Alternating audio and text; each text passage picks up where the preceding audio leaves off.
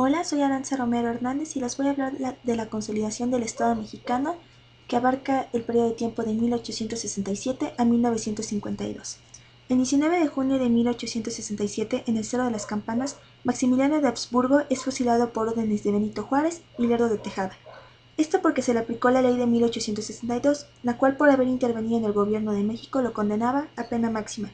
Una vez derrubado el imperio, el 16 de junio de 1867, Benito Juárez regresa a la Ciudad de México. Es recibido con júbilo por haber defendido la soberanía nacional. Juárez se apresura a hacer elecciones para agosto, las cuales gana, pero a su vez trae muchos enemigos como militares enojados que apoyaban a Porfirio Díaz. Aun con todas estas personas en su contra, Juárez logra hacer muchos logros. Gracias a su ministro Matías Romero, en 1870, crean el primer presupuesto gubernamental. Juárez estaba comprometido con el progreso, es por esto que en 1867 promulga una ley que hace que la educación sea gratuita y obligatoria. Para 1869 las relaciones con Estados Unidos, el Reino de Italia y otros países habían mejorado en gran manera. Al llegar las elecciones de 1871, Juárez se reelige. Es por esto que Porfirio Díaz, el 8 de noviembre, promulga el Plan de la Noria contra la reelección indefinida. Desgraciadamente, un año después, el 8 de noviembre de 1872, Juárez muere en la silla presidencial. Conforme a la Constitución, Lerdo de Tejada asume el poder ejecutivo e inmediatamente convoca elecciones, las cuales gana de manera contundente. Lerdo de Tejada compartía los mismos principios que Juárez, así que restablece el Senado y convierte las leyes de reforma en leyes constitucionales. En asuntos clérigos fue más estricto, lo cual le acarreó muchos problemas debido a que él creía en una corriente llamada anticlericalismo. Lerdo de Tejada se enfrentó al Círculo de Obreros de México y, al mismo tiempo, en 1873 inaugura el ferrocarril de Veracruz a México. En ese mismo año, Díaz emite el Plan de Tuxtepec, en el que acusa a Lerdo de Tejada de violaciones a la Constitución. El general Mariano Escobedo mantuvo a raya a los rebeldes y permitió que las elecciones de 1876 se llevaran a cabo donde Lerdo sale electo. A estos descontentos se sumó José María Iglesias, quien organizó una rebelión en Salamanca, pues estaba de acuerdo con las ideas de Díaz. Díaz, junto con su ejército, derrotaron a las tropas federales en el pueblo de Tecoac el 11 de noviembre de 1876. Por esta situación, Lerdo huyó, pero con su partida se creó una confusión. La gente reconoció a Iglesias como presidente. No se llegaban a negociaciones y Díaz ocupa la Ciudad de México en 1876. El periodo presidencial de Porfirio Díaz comienza en 1877. Díaz, en 1878, promueve una reforma que prohíbe la reelección inmediata. En este mismo año, Estados Unidos reconoce el gobierno de Díaz. En 1888 entrega la presidencia a su compadre Manuel González, de ahí que este gane el mandato de 1884 al 88. En 1884 crea una reforma que permite la reelección inmediata. Esta reforma se hace válida de 1888 a 1892. En 1890 se elimina de la Constitución toda restricción a la reelección. Para el año 1903, el periodo de la presidencia es ampliado. Ahora los presidentes gobernarían México durante 6 años. En 1904, el gabinete del actual presidente de México, Porfirio Díaz, se ve disuelto por grandes diferencias en ideales. En el año 1906 se tuvo lugar a las dos grandes huelgas que ha visto México, la huelga de Cananea y la huelga de Río Blanco. En 1908, Porfirio Díaz se entrevista con el americano James Creamer, donde se hace pública su renuncia. En 1909, Francisco I. Madero y los hermanos Flores Magón forman el partido antirreeleccionista. Para el año de 1910 es redactado el Plan de San Luis por Francisco I. Madero en la localidad de San Luis Potosí. Para 1911, Porfirio Díaz se ve obligado a abandonar la presidencia y el país debido a una revuelta que se originó a partir de los resultados de unas elecciones. En este mismo año, Francisco I. Madero regresa a México después de haber sido aprehendido en una prisión en San Luis Potosí y en este mismo año toma la presidencia. Debido a la insuficiencia del gobierno de Madero, Félix Díaz comienza una de las rebeliones más importantes en 1912.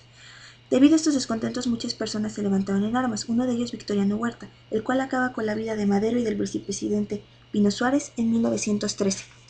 En 1913, Victoriano Huerta toma la presidencia de los Estados Unidos mexicanos.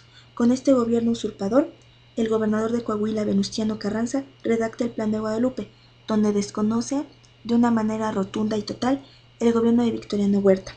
Este plan rindió sus frutos en 1914, cuando por fin se logra quitar a Victoriano Huerta del poder. En este mismo año, Carranza toma la presidencia. En 1916, Carranza propone un cambio radical, el cual para 1917 se haría llamar la Constitución de 1917. Para 1919, muchas personas estaban en contra del gobierno de Carranza, pues no había cumplido con lo que prometió. Es por esto que Emiliano Zapata se rebela. Emiliano Zapata es asesinado el 10 de abril de 1919. En las elecciones de 1920, Carranza postula al civil Ignacio Bonillas. Plutarco Elías Calles y Adolfo de la Huerta les desagrada esto y es por esto que redactan el Plan de Agua Prieta. El Plan de Agua Prieta estaba en contra de Carranza a tal punto que se le asesina el 21 de mayo de 1920. Después de la muerte de Carranza, Adolfo de la Huerta es presidente provisional de México en 1920. Retomando el tema de las elecciones de 1920, Álvaro Obregón sale ganador de dichas el 5 de septiembre de 1920. Antes de que Obregón entrara a la presidencia hubo un caudillo, Pancho Villa, el cual apoyaba a de la Huerta. Es por esto que es mandado a matar y es asesinado el 20 de julio de 1923 por órdenes de Calles y Obregón.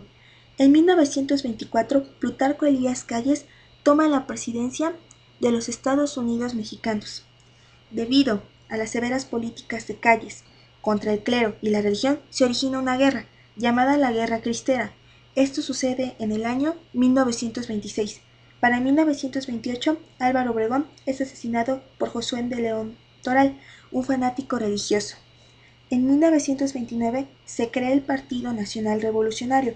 Este es creado por Plutarco Elías Calles el 4 de noviembre de 1929.